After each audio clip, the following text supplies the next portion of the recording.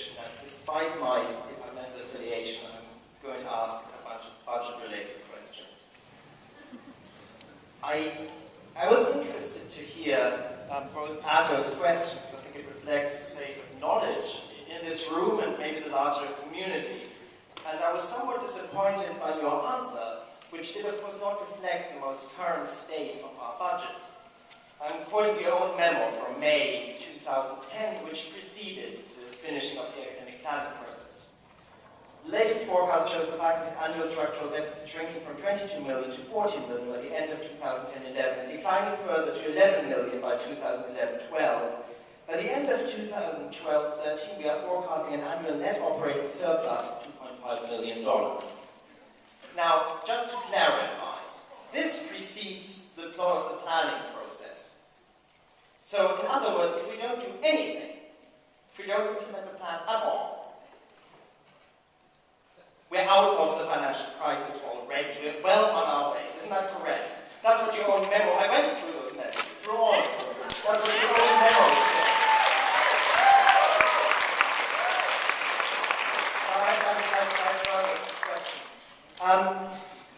According to the academic plan, you're planning to increase the complement by 61 lines. I'm thrilled by this. As a faculty member, fantastic. Now, according to your own math, and I've got two slightly different figures, you wrote in a letter to someone querying the closure of the Center for Ethics that the $360,000, roughly a dean's salary, that are the annual budget of that center would create 3 lines. So therefore, an entry-level line costs the university $100,000. As a faculty member of the humanities, I find that hard to fathom, but I believe you. So I take that then to mean that the administrative overhead associated with the chair's position is $120,000. That's what you told me on Thursday, that a single chair, giving up a single chair means hiring an entry-level faculty person. Okay, so let's say 5 chairs, 5 lines, great. A couple of staff hired, excellent. Maybe 2 more lines, right? Maybe some other slimming, centers, director centers, 7 lines, let's say 10. Fantastic, $1.2 million. That's the grand total in savings that I can see based on what's publicly available that are possible under your plan, which involves the dissolution of 5 departments and a center of stellar international reputation. I simply cannot see how 1.2 million is the real terms, the financial terms equivalent of the cultural, academic, and intellectual capital that we're wasting by this proposal. And on the other hand, I also cannot see. On the other hand, I also can't see where in the plan all the money, the millions for the other lines that you're proposing, and all those projects is coming from. If it doesn't come from the 5.5 annual increase in revenues that the university is projecting until 2014, now we're already going up by 5.5% every year. This year, $25 million. How is it possible to justify savings of $1.2 million in the face of that?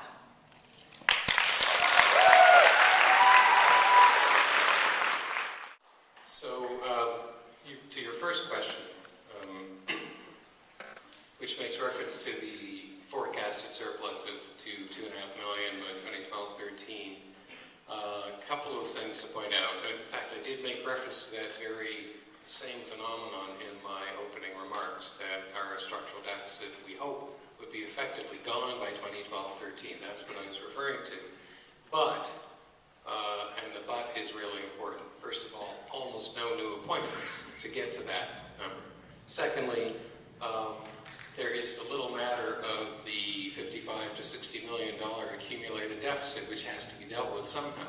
We do have to repay that. Third, there are tremendous uncertainties about the assumptions that, yes? Point of clarification. The payment for the debt, for the accumulated debt, you estimate to be $4 million a year, isn't that correct? That's what the plan says. There's several different debts, okay? There are actually 3 different debts. The first is our faculty share. Yes. Of the will be gone in what, 2 years, 3 years? That's what the university. Would you mind if I just possibly get through one answer without being interrupted? Thank you. Three forms of debt. Firstly, arts and sciences share of the university's historical accumulated deficit, and that's about $3-4 million a year. We've been repaying that. We're at year 3 of a 5-year repayment plan. Second form of debt is to repay money that we had to borrow from the center to cover endowment income that was absent in 2009. That's a total of about 3.5, something like that. Then the third would be the repayment of the $55 to $60 million debt that we're accumulating as a result of our year-on-year structural deficits. Now, the rate at which we repay that has not yet been determined. And it's what I proposed or mentioned in the academic planning document was that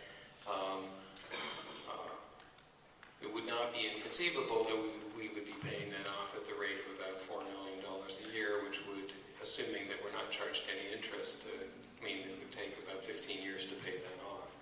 So the other thing is that there are large uncertainties that underlie those budget forecasts, and with each year that one goes out, that uncertainty gets larger and larger. So as I mentioned, we don't know what the salary and benefit settlement is going to be. We've made very modest assumptions going forward, but our wage bill goes up by about $9 million a year at current rates.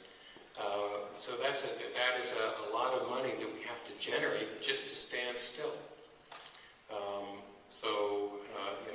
That is certainly a huge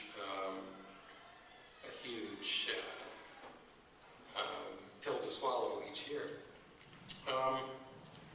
The other question you had about, or sort of implication about us, undertaking what seem to be large moves in order to save a small amount of money, let me just comment in 2 ways. First of all, we're not, and never have, proposed firing any faculty with continuing appointments, and nor have we proposed to shut down any undergraduate programs, and indeed very few graduate programs. And there, at Complet, which was the only case in point, we're already talking to Complet about ways to preserve their standalone graduate programs. So that could very well come to pass.